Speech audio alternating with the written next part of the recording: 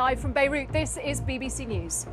Israel is calling up 2 additional army brigades to its border in the north as it carries out further airstrikes against Hezbollah in Lebanon. Large numbers of people are continuing to flee the area close to the border as fears of a new war between Hezbollah and Israel continue to grow. And Hezbollah launches a ballistic missile towards Tel Aviv. Israel says it's the first time the group has targeted the city. I'm Kasia Madera in London. In other news, here in the UK, winter fuel vote dominates the final day of Labour Party's conference. In the UN, Ukraine's President Volodymyr Zelensky has warned the world that Russia is preparing a serious escalation of its war against his country. Recently, I received yet another alarming report from our intelligence. Now Putin does seem to be planning attacks on our nuclear power plants and their infrastructure. I'm Sumi Somaskanda, live at the United Nations in New York, where President Zelensky is seeking strong support from world leaders gathered here before he heads to the White House for a meeting with President Biden.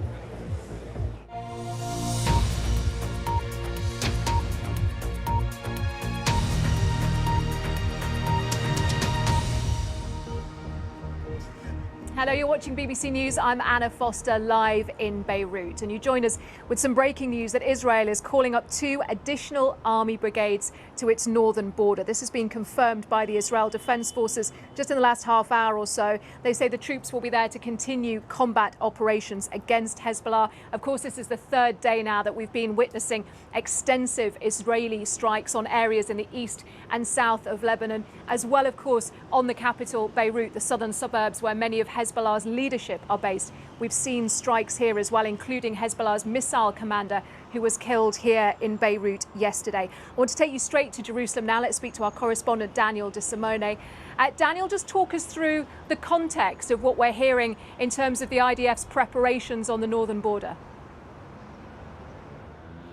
Well, the context is that Israel set a goal for itself of returning home 60,000 Israelis who've been displaced in the north of the country due to rocket fire from Hezbollah. That was the goal that was set at the beginning of last week. And since then, we've seen a series of attacks against Hezbollah. We saw the walkie-talkie and pager attacks last week, and we've seen extensive airstrikes today. We've also seen airstrikes in Beirut against senior Hezbollah figures. We then saw a division of the army move north last week to today the call-up of reserve brigades. And actually within the last 20 minutes we've had remarks released by the chief of the general staff of the Israeli military, which probably are the strongest indication yet that we may well be heading to a ground offensive in terms of things they've said. He talks about that he's speaking to troops in the north of the country, and he talks about a possible entry on the ground. But then he says, he speaks again about the goal, but then says, we're preparing the process of a maneuver, which means your military boots, your maneuvering boots will enter enemy territory, enter villages that Hezbollah has prepared as large military outposts. He says, your entry into those areas with force, your encounter with Hezbollah operatives will show them what it means to face a professional, highly skilled and battle-trained force. And there are further remarks. So I think that appears to be an indication that we are heading to a ground offensive. That's long been speculated because the goal that Israel has set for itself of stopping Hezbollah rocket fire clearly has not been met through airstrikes, despite all the extensive airstrikes this week that have killed hundreds of people in Lebanon. And the UN today said 90,000 people have been displaced in Lebanon this week by the airstrikes. That's in addition to 90,000 people that had been displaced previously.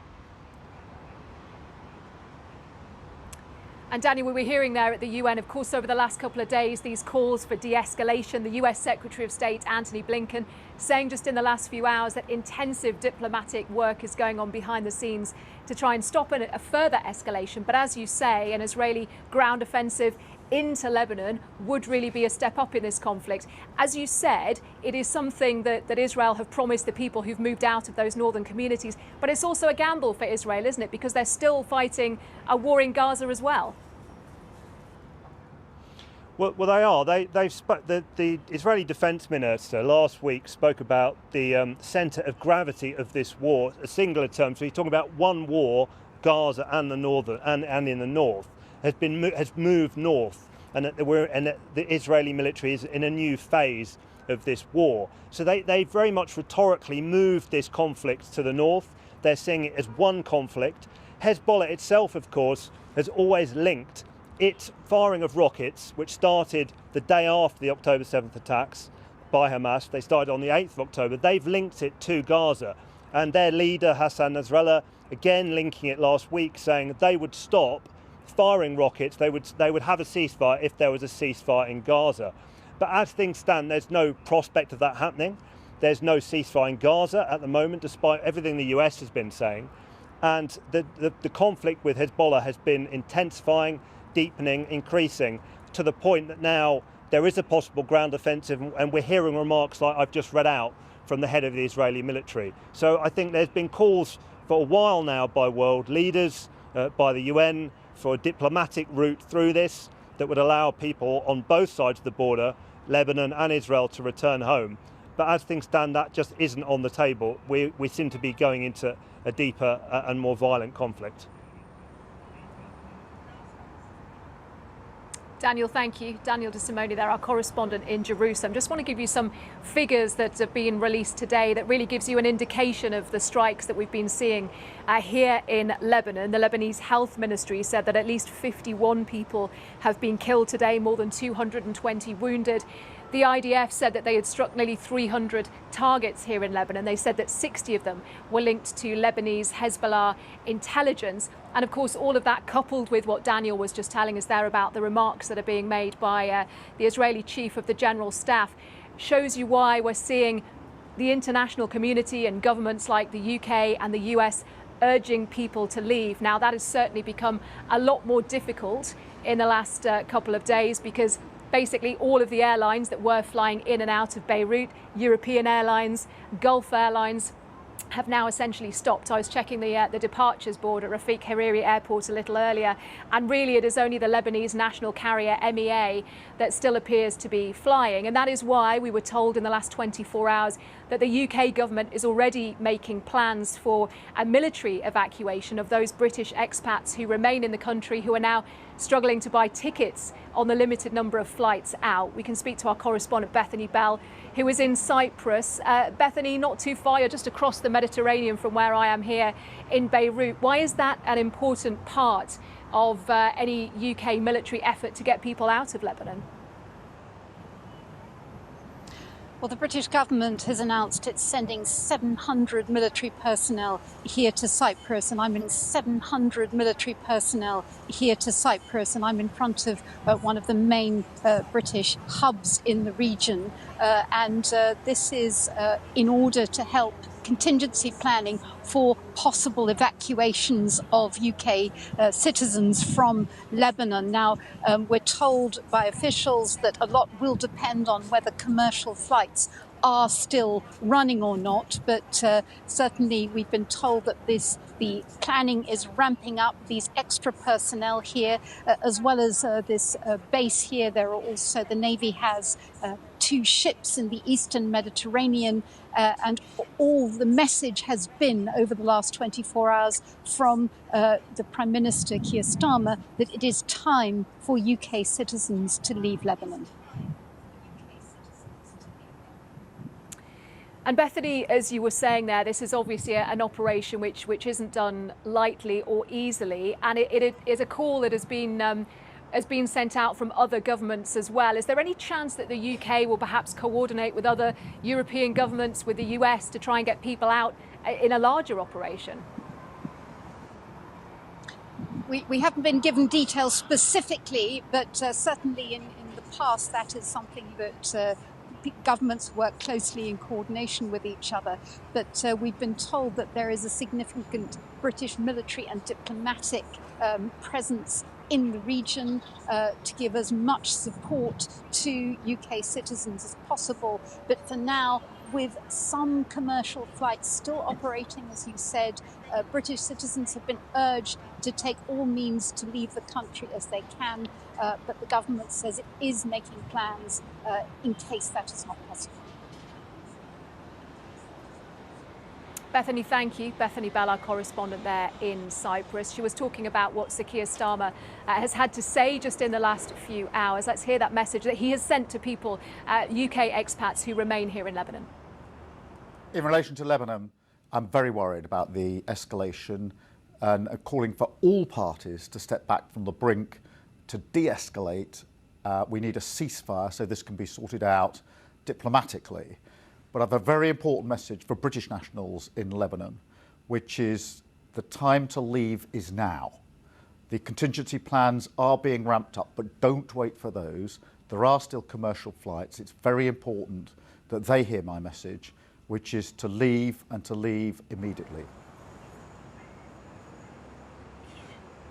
Sir Keir Starmer is saying there quite rightly that there are still commercial flights leaving Lebanon in small numbers, but certainly the British nationals who I've been speaking to today say that those flights are now very difficult to get tickets on. Many of them are sold out, and also where tickets do remain, they are incredibly expensive, perhaps out of some people's financial reach, although that message from the UK government is a clear one. Much more to bring you from here in Lebanon and in Israel as well on this developing story. So do stay with us. Around the world and across the UK, this is BBC News.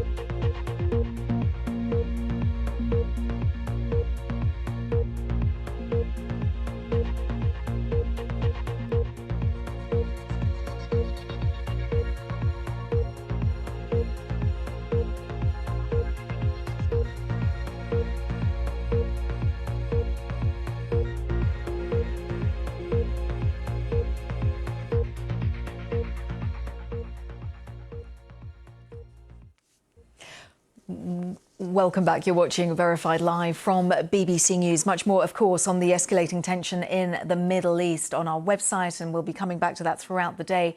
But let's turn to the UK, because just in the last couple of hours, trade unions have won a vote calling for the government to reverse cuts to the winter fuel payment. Now, although the vote is non-binding, it will be seen as a blow to the leadership on the final day of the Labour Party conference. Our political correspondent Ian Watson sent us this report from Liverpool. Well, this didn't take long. The Labour government was elected in July and is facing protests by September. Save the winter fuel! Members of some of the big unions are opposing cuts to the winter fuel allowance. And the Unite union took the issue to the conference floor. Friends, people simply do not understand. I do not understand how our new Labour government can cut the winter fuel allowance for pensioners and leave the super rich untouched. This is not what people voted for. It's the wrong decision and it needs to be reversed. The Labour conference voted against the Labour government's cuts to the winter fuel allowance, but that doesn't mean that they'll be stopped. More than 11.5 million pensioners currently receive winter fuel payments of up to £300. The vast majority of them are set to lose this. Now, the result of today's vote isn't binding on the Labour leadership, but the fact it's taking place at all is potentially embarrassing. And that's why the debate has been shunted right to the end of conference after Sir Keir Starmer has already left. Before he left Liverpool, he told BBC Breakfast that the Conservatives were to blame for some of the cuts he had to make, but that the poorest pensioners would be protected. These are difficult decisions, but equally, as you would expect, we are getting as many pensioners as possible onto pension credit, which means they are guaranteed the winter fuel payment, and many more have now got pension credit. That is a very good thing to ensure that they've got the protection they need and the allowance which will go towards their winter fuel. And the Work and Pension Secretary said there'd be more welfare reforms on the way, especially for those of working age.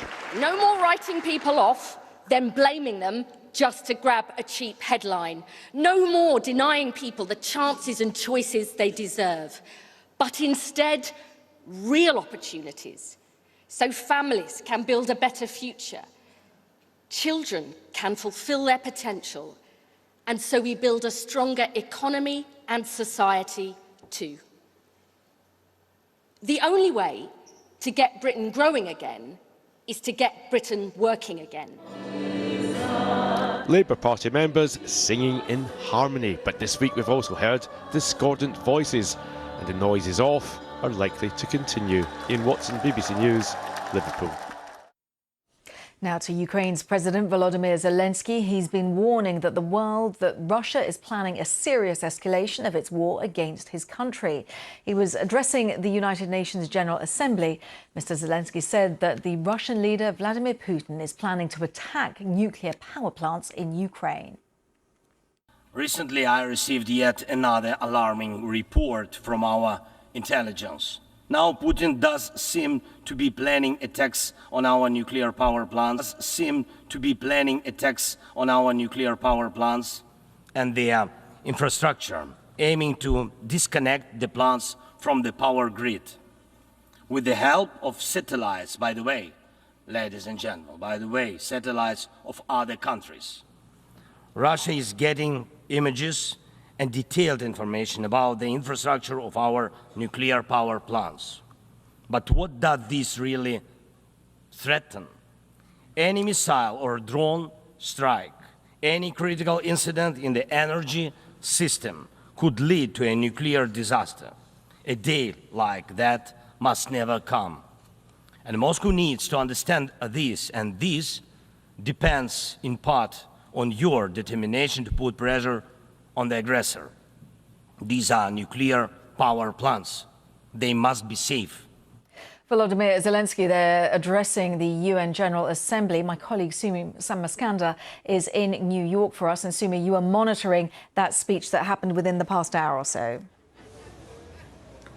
That's right. It was really a stark message to delegates, to world leaders who were gathered here in New York. President Zelensky making very clear that this is not just about Ukraine's territorial sovereignty, but rather about how this conflict could be brought to the rest of the world. That's why he raised that point about nuclear plant safety. But I want to bring in our North America correspondent, Netta Tawfik, because she was also listening into the speech and has been speaking to delegates and people across the conference over the last few days. And Netta, it was interesting, especially to hear President Zelensky had this pointed message for the global South. Tell us more about what he said there. Yeah, well, look, we heard it in speeches from Brazil's President Lula yesterday, talking about this six-point peace plan that China and Brazil have come up with. And that peace plan Ukraine has already described as destructive because it doesn't require Russia to withdraw before direct negotiations take place.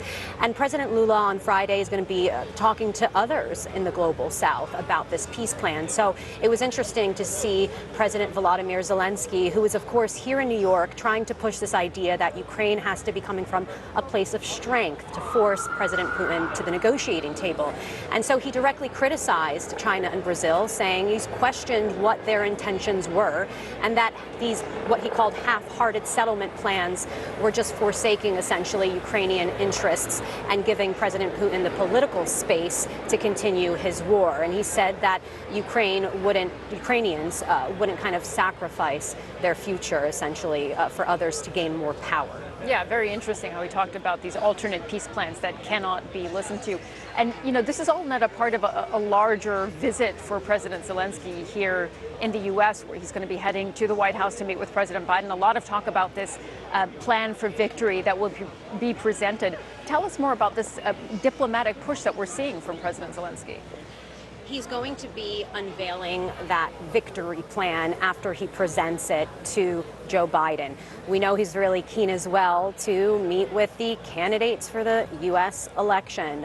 Kamala Harris, still a big question mark if he will meet President Trump. Some reports that has been actually canceled because of some remarks he's given to the press about just saying essentially that President Trump doesn't quite know how difficult it will be to end the war, nudging on President Trump's comments that if he was elected, he would end the war in Ukraine in a day. But for President Volodymyr Zelensky, it really is about just getting the world united around his plan, not wanting any alternatives to be discussed. So he, for example, has spoken at a Security Council high-level meeting. He's spoken today in the General Assembly, but he said that he's held meetings with leaders from Germany, from Japan, all over the world, he says, India as well, to really push for what he calls a just peace. And there's a lot at stake, certainly, for Ukraine, obviously. But when you look at kind of upcoming winter, he raised the issue of how things could get more difficult for his country, and he claimed that Russia is even planning attacks on their nuclear facilities. Yeah, that's exactly what he said in his speech to the delegates. And, you know, one more point that we keep hearing is that President Zelensky will push again to be able to use Western long-range missiles into Russian territory. I mean, that's something we can anticipate will be discussed specifically with President Biden. Yeah, and it's specifically because of that threat, he says, of Russia wanting to target Ukraine's nuclear facilities and how devastating that would be on Ukraine's ability to carry out the war. He says it is necessary for Ukraine to go on the military offensive. He says that's part of his victory plan. They've already had an incursion into Kursk. He says that shows that the Ukrainian spirit won't be broken. But there is that key demand from Western allies to be able to use long-range missiles to hit inside Russia. Now, President Biden hasn't committed to that. Western leaders haven't committed to that because of President Putin saying that he would see that as direct involvement by NATO in the conflict. So that will certainly be a topic I'm sure he will be bringing up with President Biden. All right, Neda, thank you so much. We'll certainly be following all of President Zelensky's movements here at the United Nations headquarters in New York. But as Neda said, this is in a very critical week for President Zelensky as he essentially is closing ranks behind his efforts to get more support for Ukraine as the country heads into this long winter and with that very big unknown of the U.S. presidential election coming up. So with that, we'll hand back to you in London. Sumi, as always, many thanks. Yeah, a critical week there. Our thanks to Sumi Somaskanda and Neda Tawfiq there at the UN. Lots to pick up on this. Well, let's cross over straight away to Warsaw. We can talk to Michał Baranowski, Managing Director of the German Marshall Fund East, the US political policy think tank. Welcome, sir. What do you make of what we heard at the UN General Assembly from Volodymyr Zelensky, because he immediately invoked what happened in Chernobyl. He was talking about the possibility of Russia attacking nuclear power stations. A stark warning for the international community. Absolutely. I mean, this is a real danger. We are talking about it here in Poland. This would be a catastrophe that impacts not only Ukraine, but also neighboring countries, including Russia, by the way. And President Zelensky was right to pressure the international community to do something about this real danger. And also, he made a case about bringing Russia to the table, but really, at this point, it's President Putin that has to be forced to come to the table because Russia is just continuing attacking both the border regions, but also civilian populations in Ukraine. So he's asking for the world to finally act. So he's asking for the world to finally act. Is that why he's not asking for permission to use those long-range missiles into Russian territory? Is he balancing what he's asking for and trying to keep the international community on his side? That request will come. That request is specifically to President Biden. It's really for his one-on-one meeting, and I hope that there will be a movement in American position. The reason why Ukrainians need the ability to strike deeper inside Russia is to be able to reach the airports from which the flights take off to bombard Ukrainian cities and potentially destroy Ukrainian cities and potentially destroy Ukrainian power plants as well, including damaging nuclear power plants. So it's really a request to be able to defend itself in much more effective way But that's a conversation specifically with President Biden, who right now is not allowing for this to go forward, including ability to use, for example, British weapons that Ukraine already has. So a question for President Biden, possibly a question also going forward when there is a new president in the White House. How does Volodymyr Zelensky future-proof his victory plan for whoever takes over the Oval Office? I don't think there is a way to future-proof the relations between US and Ukraine. That's why it's so critical for President Zelensky to also meet with former President Trump. He's meeting with candidate and Vice President Kamala Harris. What he can do and what he's asking President Biden to do is to move forward in support of Ukraine, precisely specifically when it comes to extending range of weapons. And there will be also request to buttress the security guarantees from the United States to Ukraine so a peace can be reached with Russia, but from a just position, from a position of strength. Now, the next president of the United States can turn it all around. That's why I don't think that what President Zelensky can get in this trip is a resolution of this. He'll need to be quick to get whatever it is that he needs. He needs to be quick because he's meeting President Biden tomorrow. Michał Baranowski from the German Marshall Fund East, thank you so much for joining us on BBC News.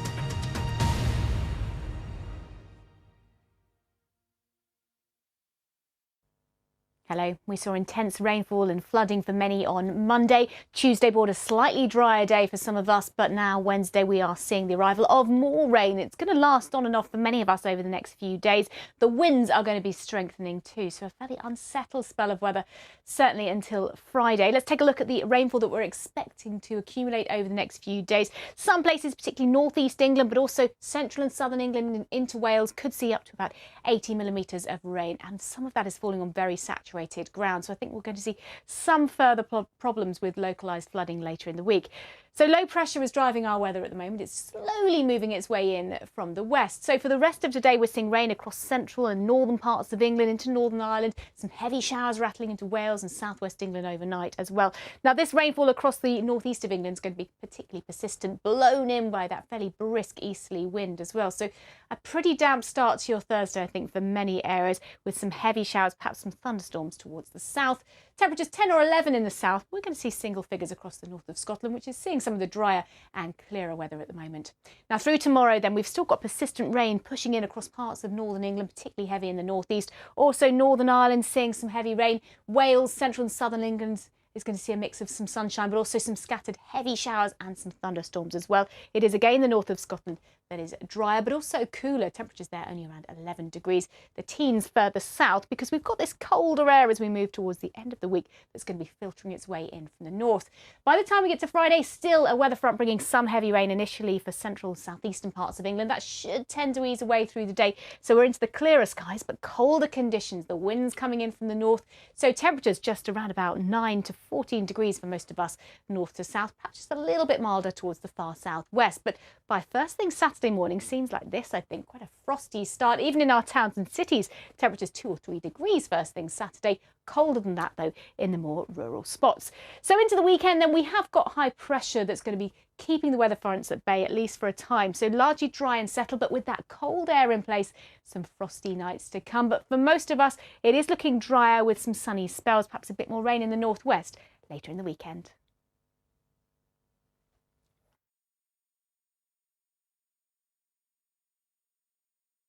I'm telling you, there's going to be a revolution. Have you considered resigning over this? Because you're clearly embarrassed.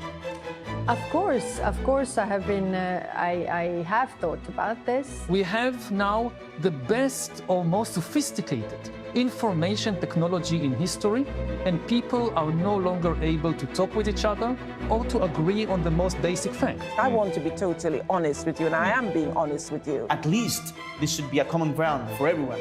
We should defend international law. In the spirit of your title of Hard Talk, you're completely wrong. I'm not offended, but I want to hear why. You're completely wrong. Hard Talk. Watch on BBC iPlayer.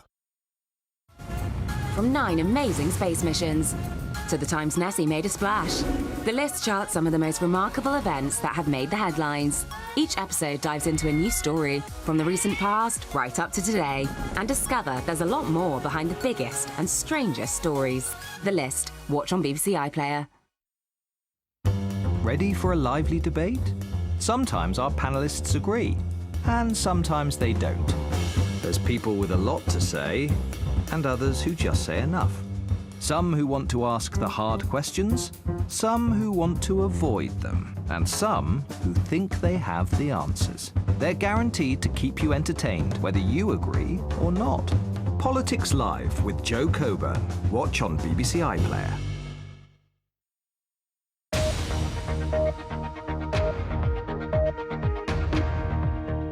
Where's Boeing going? Striking workers reject the latest pay offer, sending the plane maker back to the drawing board. An upgrade for the UK economy, a forecast boost despite sticky inflation. And has the humble wallet had its day? Is it past its sell-by date as more and more people pay for things with smartphones? Welcome to Business Today. I'm Mark Lobel. The crisis at Boeing rumbles on. The union, representing thousands of striking Boeing workers, posted on social media to say they were not interested in the aviation giant's latest pay offer. The company proposed a 30% pay rise over 4 years and the reinstatement of a performance bonus and improved retirement benefits. But the International Association of Machinists and Aerospace Workers said that a survey of its members called the offer inadequate. So how damaging is this to Boeing? I asked tourism and aviation leadership expert Anita Menderata. We need to put this in context. There's significant difficulty as a result for the entire airline industry, as ultimately Boeing is 4 out of every 10 aircraft that we see in the sky. This is hitting across the entire industry ecosystem, and it is putting even more pressure now on aircraft delays that are causing airlines to push out expectation of delivery well into 2025, which damages their ability to grow back their businesses, expand routes, and offer all of us as travelers more competitive fares and more capacity to get us where we want to when we want to. So it's a costly dispute. Workers had originally asked for 40% pay rise over 4 years. They rejected 25%, they rejected 30% now. Why is the union in such a seemingly strong position? It's an interesting point you make, because importantly, the workforce